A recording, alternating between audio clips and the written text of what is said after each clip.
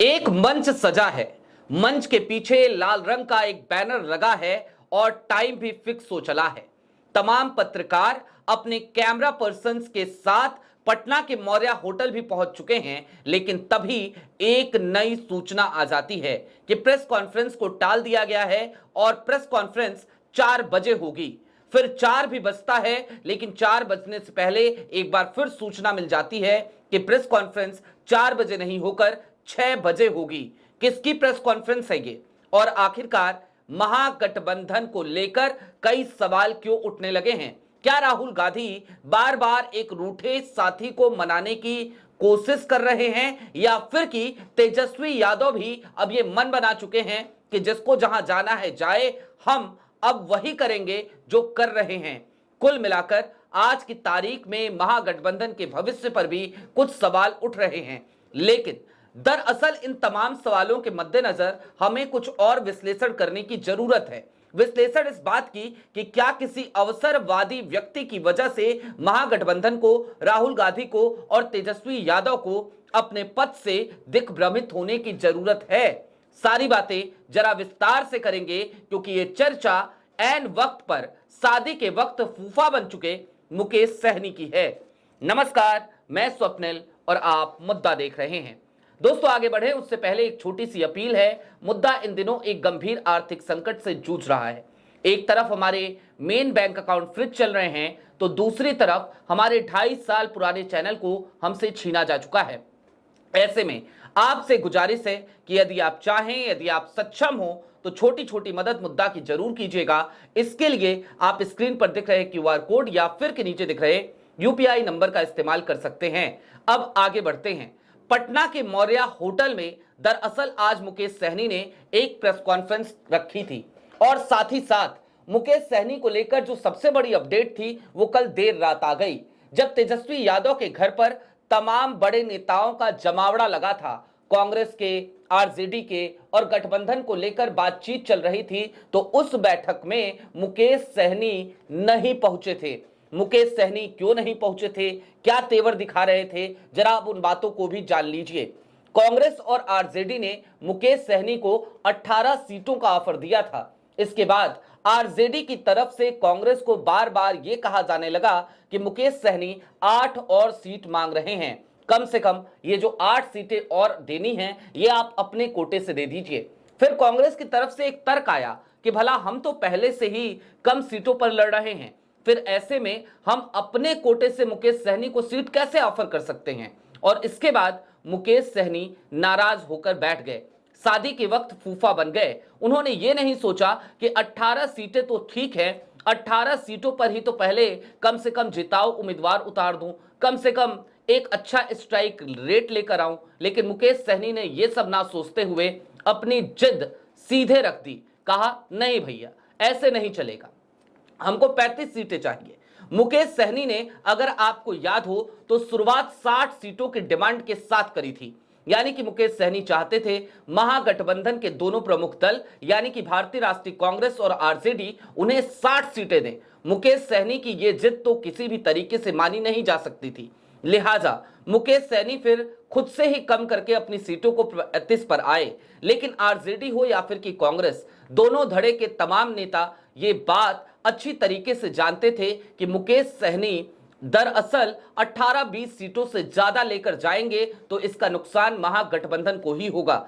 इसके साथ ही साथ एक और बड़ी खबर है, और एक और अंदरूनी खबर है, जो खबर कहीं ना कहीं RJD और कांग्रेस के तमाम नेताओं के बीच भी थी और अब वो चरितार्थ होते हुए भी नजर आ रही है। जरा सोचिए, महागठबंधन चुनाव जीत जाता, महागठबंधन की सरकार बन जाती, और उसमें एक बैसाखी की तरह मुकेश सहनी की भी जरूरत पड़ती, और मुकेश सहनी ऐन वक्त पर कह देते कि thank you, tata, bye bye, यदि मुझे मेरे पसंद का मंत्रिमंडल नहीं मिला, यदि मेरी शर्तें नहीं मानी गई, तो मैं आपकी सरकार को सपोर्ट नहीं करूंगा। उस समय महागठबंधन, उस समय इंडिया अलायंस, उस समय RJD, उस समय राहुल, उस समय तेजस्वी, उस समय लालू भला क्या कर पाते? यही सबसे बड़ा कारण है कि आज की तारीख में मुकेश सहनी को महागठबंधन में हाशिए पर डाले जाने की खबर आ रही है। कल देर रात 2 बजे के आसपास एक अंदरूनी सूत्र से यह खबर हमें मिल गई थी कि मुकेश सहनी आज जब नहीं पहुंचे तेजस्वी के यहां, तो उसके पीछे 2 बड़े कारण हैं। एक तरफ दिल्ली से उनके पास कल ही एक फोन आ गया था। यह फोन इंडिया अलायंस की तरफ से नहीं आया था। यह फोन किसकी तरफ से आया होगा आप अनुमान लगा सकते हैं। मुकेश सहनी को एक ऑफर भी मिल गया था और वो ऑफर दरअसल बिहार के लिए नहीं था बल्कि केंद्र के लिए था, यानी कि केंद्र सरकार में। अब ऐसे में जाहिर सी बात है मुकेश सहनी के दोनों हाथों में उनको लगा लड्डू है। लेकिन राहुल गांधी हो या तेजस्वी यादव हो, और खास तौर पे राहुल गांधी के वर्तमान बिहार प्रभारी कृष्णा अल्लावरू और प्रदेश अध्यक्ष यानी कि राजेश राम, ये दोनों ही टस से मस होने को तैयार नहीं थे।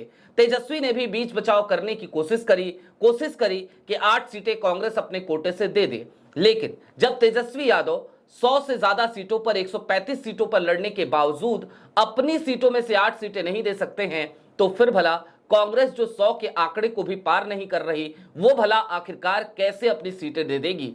50-60 सीटों में अगर 8 सीटें वो वीआईपी को ही दे देगी तो फिर उसके पास क्या बचेगा। लिहाजा कांग्रेस ने सिरे से इस ऑफर को ठुकरा दिया, खारिज कर दिया।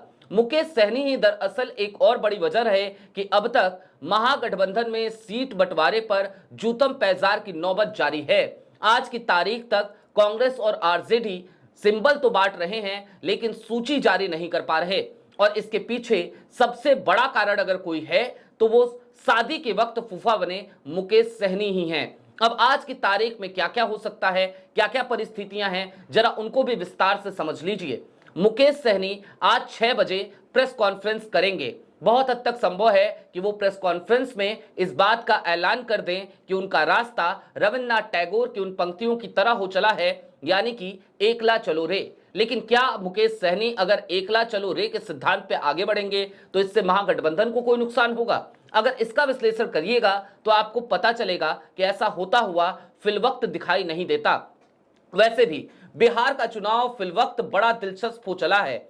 नीतीश बनाम मोदी भी अपने आप में एक अलग कहानी है, एक अलग खिचड़ी है। आज हम उस बारे में भी बात करेंगे क्योंकि बहुत सारे इनपुट हमारे पास आ चुके हैं, एक बड़ी इनसाइड इंफॉर्मेशन हमारे हाथ लगी है। लेकिन सवाल इससे आगे का है। फिलवक्त हम बात इंडिया अलायंस और महागठबंधन की कर रहे हैं, और महागठबंधन में आज की तारीख में जो तस्वीरें निकलकर सामने आ रही हैं वो तस्वीरें तो यही हैं कि एक तरफ कांग्रेस है जो किसी के दबाव में आने को तैयार नहीं, क्या आरजेडी और क्या मुकेश सहनी। कांग्रेस ने देर रात तक कल अपने सिंबल बांटे और उसके तमाम प्रत्याशियों ने आज जाकर के अपना नॉमिनेशन फॉर्म जमा कर दिया, अपना नामांकन करा दिया।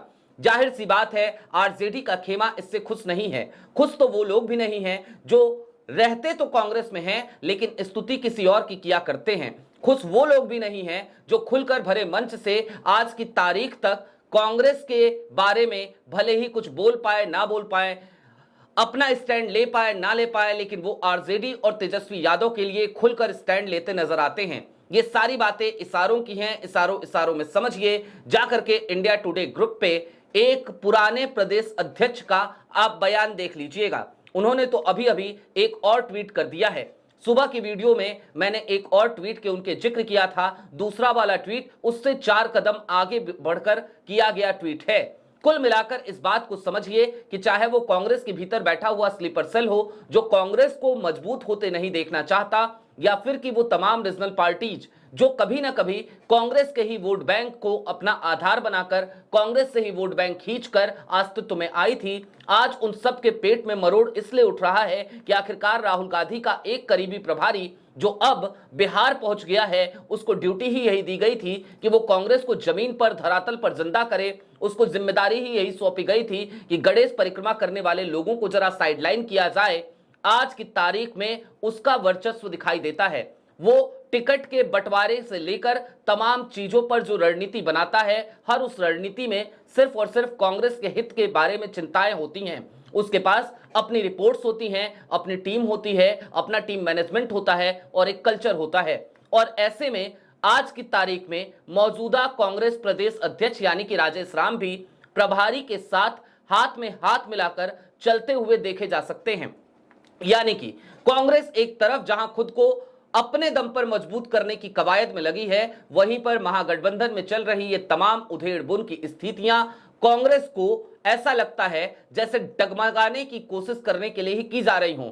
हालांकि कांग्रेस अपने स्टैंड से टस से मस होने को तैयार नहीं है। राहुल गांधी सारी चीजें ठान चुके हैं। राहुल गांधी ने फोन जरूर किया मुकेश सहनी को, बार बार फोन गए मुकेश सहनी के पास। मुकेश सहनी के तेवर भी थोड़े से नरम पड़े क्योंकि देश के नेता प्रतिपक्ष ने उनसे बात करी। लेकिन सवाल इससे आगे का है। मुकेश सहनी अपनी अवसरवादिता पहले भी दिखा चुके हैं, उनके विधायकों ने भी पहले दिखाई थी जब वो एनडीए में हुआ करते थे। तो फिर आज की तारीख में इस बात की गारंटी कौन लेगा कि मुकेश सहनी चुनावों के बाद तटस्थ रहेंगे, महागठबंधन के साथ रहेंगे, इंडिया अलायंस के साथ रहेंगे? जाहिर सी बात है, इस बात की गारंटी मुकेश सहनी किसी भी तरीके से दे नहीं सकते। मुकेश सहनी की पार्टी का वजूद भी इतना बड़ा नहीं है कि वो खुलकर महागठबंधन के सामने 60 सीटों या 35 सीटों की बार्गेनिंग करें। लेकिन आज की तारीख में जब वो बार्गेनिंग कर रहे हैं, ये भूलकर कि चाहे वोट अधिकार यात्रा हो या फिर कि तेजस्वी यादव की तमाम सभाएं, तमाम यात्राएं, हर जगह पर मुकेश सहनी को पूरा सम्मान मिला था। उसके बावजूद उस सम्मान को भूलकर